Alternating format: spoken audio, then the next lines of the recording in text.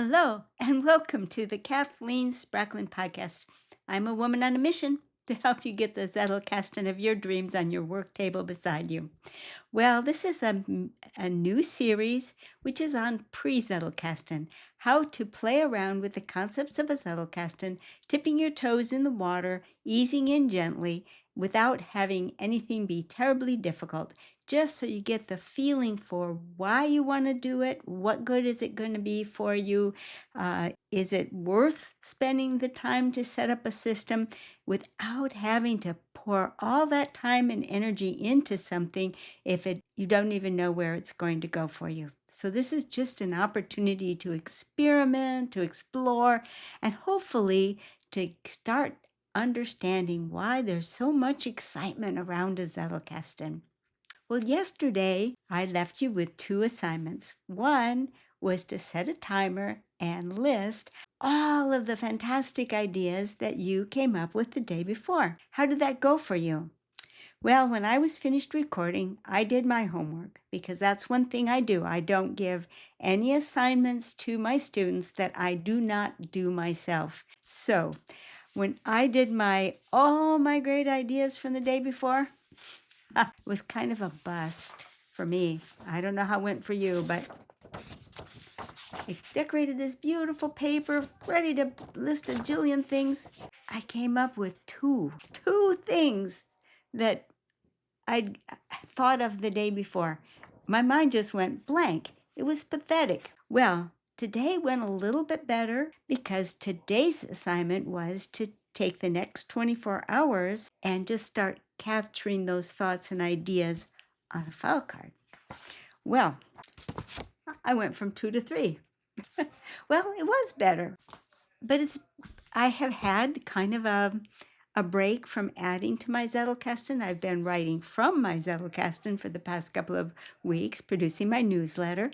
And I've noticed that when I'm not actively adding new material to my Zettelkasten, I stop being alert to all of the wonderful ideas that are actually out there. So what I'm going to do is another day of paying attention, another day of creating cards. Because what I have found so many times already in the past, and I expect to find it again, that just making a space to capture ideas suddenly makes you alert to all of the wonderful ideas that are around you. It can take a couple of days to catch hold, so it's worth pursuing. The wrinkle that I'm going to add today, the thing that we're going to pursue, is what to do when you are going to perhaps be wanting to make a number of notes off of a single source. Say you're sitting down with a great book and you're opening up the book and you're going to read and you just expect to get lots of wonderful ideas from the book. Or when I'm reading a book, I sometimes hold the card this way, and then I'll put on the card, along this column I'll put the page number, and then I'll put my note. Let me show you an example.